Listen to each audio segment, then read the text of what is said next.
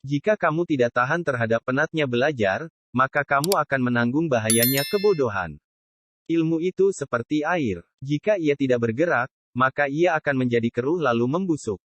Aku mampu berhujah dengan 10 orang berilmu, tapi aku akan kalah pada satu orang yang jahil bodoh, karena ia tidak tahu akan landasan ilmu.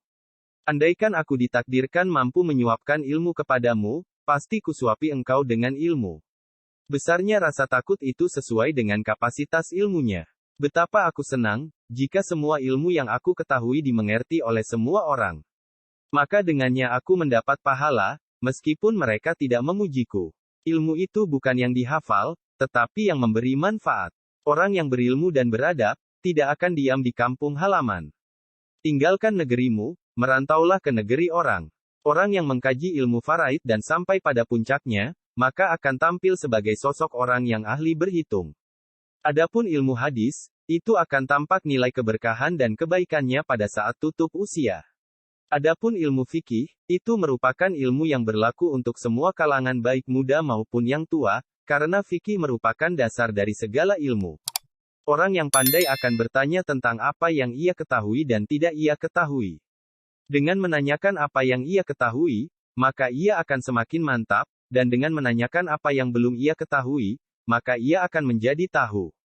Sementara orang bodoh itu meluapkan kemarahannya karena sulitnya ia belajar, dan ia tidak menyukai pelajaran. Siapa yang menghendaki kehidupan dunia, maka harus disertai dengan ilmu. Dan siapa yang menghendaki kehidupan akhirat, juga harus dengan ilmu. Cukuplah ilmu menjadi sebuah keutamaan saat orang yang tak memiliki mengaku-ngaku memilikinya dan merasa senang jika dipanggil dengan gelar ilmuwan. Cukuplah kebodohan menjadi aib saat orang yang bodoh merasa terbebas darinya dan marah jika digelari dengannya. Ilmu tidak akan dapat diraih kecuali dengan ketabahan. Ilmu itu adalah sesuatu yang bernilai positif, bukan yang menempel di kepala. Tujuan dari sebuah ilmu itu adalah untuk mengamalkannya, maka ilmu yang hakiki adalah ilmu yang terefleksikan dalam kehidupannya, bukan ilmu yang hanya bertengger di kepala. Jika terdapat banyak kebutuhan yang harus dipenuhi, maka mulailah dari yang terpenting dan mendesak. Barang siapa mengadu domba untuk kepentinganmu, maka dia akan mengadu domba dirimu. Dan barang siapa menyampaikan fitnah kepadamu, maka ia akan memfitnahmu. Jika ada seorang yang ingin menjual dunia ini kepadaku dengan nilai harga sekeping roti, niscaya aku tidak akan membelinya. Kaji dan dalamilah sebelum engkau menduduki jabatan, karena kalau engkau telah mendudukinya, maka tidak ada kesempatan bagimu untuk mengkaji dan mendalaminya. Manusia yang paling tinggi kedudukannya adalah mereka yang tidak melihat kedudukan dirinya, dan manusia yang paling banyak memiliki kelebihan adalah mereka yang tidak melihat kelebihan dirinya. Pekerjaan terberat itu ada 3, sikap dermawan di saat keadaan sempit, menjauhi dosa dikala sendiri, berkata benar di hadapan orang yang ditakuti. Pilar kepemimpinan itu ada 5, perkataan yang benar, menyimpan rahasia, menepati janji, senantiasa memberi nasihat, menunaikan amanah. Tiada kesusahan yang kekal, tiada kegembiraan yang abadi, tiada kefakiran yang lama, tiada kemakmuran yang lestari. Sebagaimana Tuhanmu telah mencukupkan rezekimu di hari kemarin, maka jangan khawatirkan rezekimu untuk esok hari. Bumi Allah amatlah luas, namun suatu saat apabila takdir sudah datang angkasa pun serasa sempit. Apabila sikap hatimu selalu rela dengan apa yang ada, maka tak ada perbedaan bagimu antara dirimu sendiri dan para hartawan. Banyak orang yang telah meninggal, tapi nama baik mereka tetap kekal.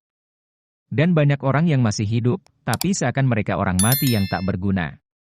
Sebesar-besar aib, keburukan, adalah kamu mengira keburukan orang lain sedangkan keburukan itu terdapat dalam diri kamu sendiri. Jika pertemanan seseorang tidak memberimu manfaat maka jangan mengambil untung dengan memusuhinya. Setiap permusuhan bisa diharapkan kembali membaik, kecuali permusuhan orang yang melakukannya karena dengki. Berapa banyak orang yang telah berbuat kebajikan kepadamu yang membuatmu terbelenggu dengannya, dan berapa banyak orang yang memperlakukanmu dengan kasar dan ia memberi kebebasan kepadamu. Biarlah mereka bersikap bodoh dan menghina, dan tetaplah kita bersikap santun. Gaharu akan semakin wangi ketika disulut api. Jadikanlah diam sebagai sarana atas pembicaraanmu, dan tentukan sikap dengan berpikir. Menghindarkan telinga dari mendengar hal-hal yang tidak baik merupakan suatu keharusan, sebagaimana seseorang mensucikan tutur katanya dari ungkapan buruk. Perbanyaklah saudara semampu yang kau bisa. Mereka akan menjadi perut-perut dan punggung-punggung saat kau meminta bantuan. 1000 kawan tidaklah banyak. Seorang musuh barulah banyak. Silakan hina diriku sepuas kalian, aku akan tetap diam saja. Bukannya aku tidak punya jawaban, tapi singa selalu tidak akan membalas gonggongan anjing. Terlalu keras dan menutup diri terhadap orang lain akan mendatangkan musuh, dan terlalu terbuka juga akan mendatangkan kawan yang tidak baik. Maka posisikan dirimu di antara keduanya.